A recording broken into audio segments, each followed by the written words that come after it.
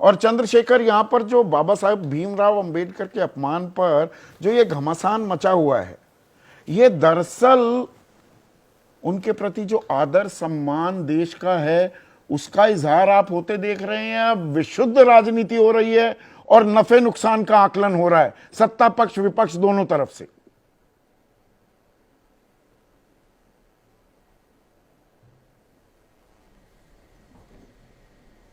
तो अभी तो मैं संदीप जी यही कह सकता हूं कि जिनको नुकसान लगा उन्होंने भी अपनी बात रखी और जिनको फायदा लग रहा है वो भी अपनी बात रख रहे हैं। सवाल ये है कि सम्मान क्या उनकी तस्वीरों का है या उनके विचारों का भी सम्मान है। मैं स्पष्ट रूप से कहना चाहता हूं कि कल जो गृह मंत्री जी ने जिस तरह के शब्दों का प्रयोग किया वो उनके कद को शोभा नहीं देते, क्योंकि बाबा साहब अम्बेडकर, आप ये समझिए कि कोई ऐसा गांव नहीं जहां बाबा साहब अम्बेडकर के विचार ना हो। देश का, किसी भी स्टेट का, यूनियन टेरिटरी का कोई ऐसा गांव, कोई ऐसी गली नहीं है जहां बाबा साहब के विचार ना हो। तो कभी बाबा साहब किसी के लिए जरूरी रहे, कभी मजबूरी रहे।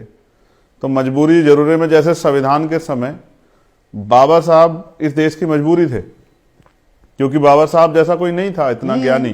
ये बात तो सरकार के मंत्रियों ने भी जो है संविधान की चर्चा में कही है कि मैं सरकार के संसदीय कार्य मंत्री ने कहा कि आज भी मैं बहुत जिम्मेदार से कह सकता हूं कि उनके जितना विद्वान कोई व्यक्ति देश में नहीं है, ना हुआ ना होगा।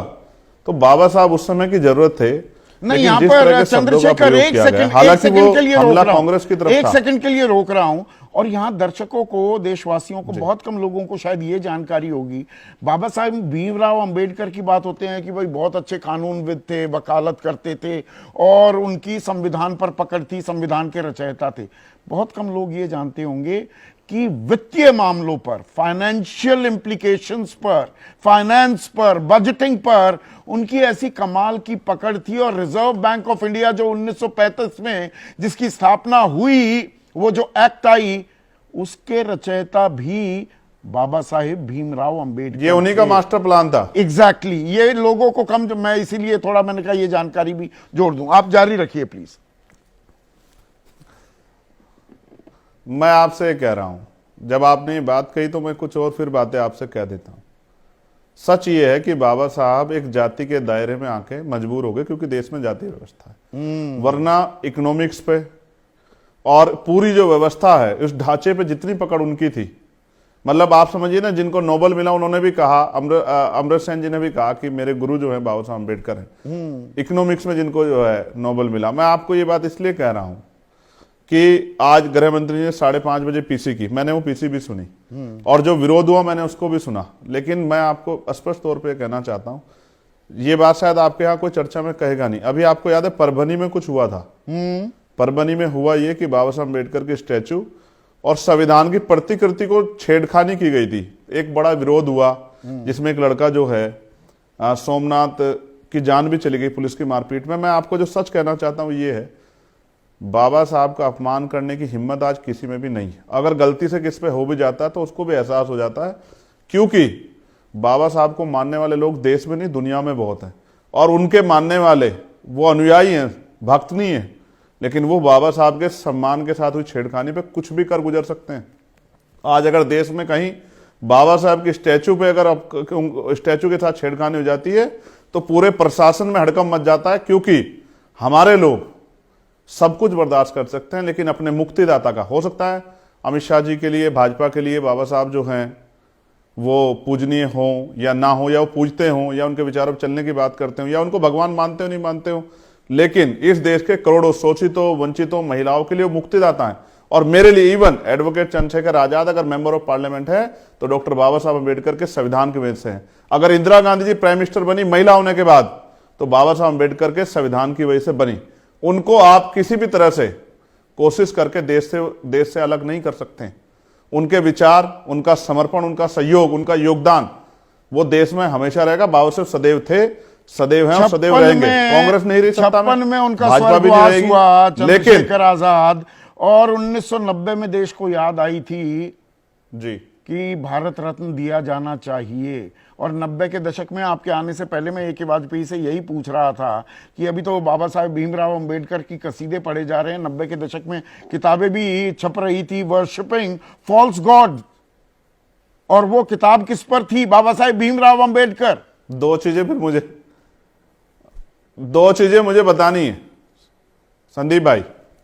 पहली चीज ये कि आपने कहा कि बहुत लंबा समय लग गया, मैं भी सुन रहा था आपके डिबेट को, भारत रत्न देने में, जबकि उस समय के तत्कालिक जो उससे पहले पूर्व प्राइम मिनिस्टर थे उन्होंने खुद को दिया। आपने नेहरू जी का, इंदिरा जी का जिक्र किया, मैं उनका भी सम्मान करता हूं। ये बात सही है कि बहुत समय लगी बाबा साहब अम्बेडकर को पहचानने में, या उनके कद की, उनका जो कद था उसको ध्यान में रख के उनके प्रति समर्पण पे, और ये हुआ एक समय पे आके, ये हुआ भी। लेकिन आपको याद है कि बाबा साहब की शव यात्रा भी निकाली गई उनके जीते जी। कहीं आप वो भूल तो नहीं रहे?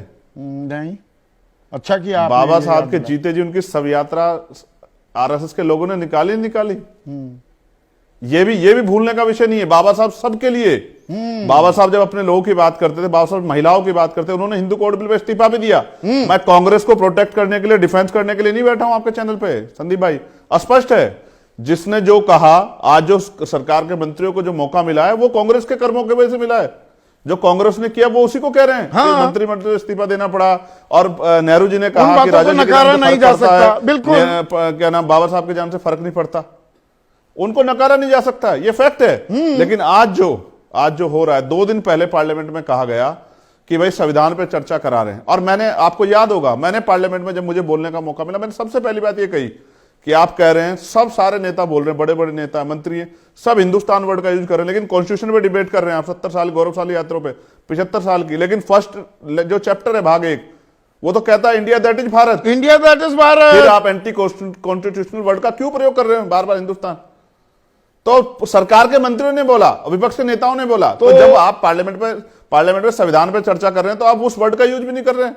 नहीं, बहुत ही मैं अहम तो बात सभी को आपने जान गया कही हूं। और अगर वक्त मैं किसी को निकाला। बुरा नहीं कह रहा हूं, मैं भूतकाल पे चर्चा नहीं कर रहा हूं, नहीं, पर आपने वर्तमान पे चर्चा कर रहा हूं कि आज अगर बाबा साहब को, संदीप भाई एक सेकंड, अगर आज बाबा साहब का अपमान करने कोई का प्रयास करेगा, मैं आपको ईमानदार से कह रहा हूं, अगर गृह मंत्री जी पोजीशन नहीं लेते, मैं आपको लिख कर देता हूं कि कल सुबह देश के सड़कों पे अंबेडकरवादी आके अपने बाबा साहब के अपमान का जवाब देता। मेरी बात को आप याद रखना, और भविष्य में कोई करके देख ले, किसी को अगर ये घमंड हो, सत्ता और विपक्ष को कोई करके देखे, बाबा साहब के खिलाफ कुछ करके देखे, बोल के देखे, तो अंबेडकरवादी बताएंगे कि वो उनके सम्मान की रक्षा कैसे कर सकते हैं। वो सरकार और विपक्ष के अधीन नहीं है। बहुत बहुत शुक्रिया चंद्रशेखर रावण आजाद।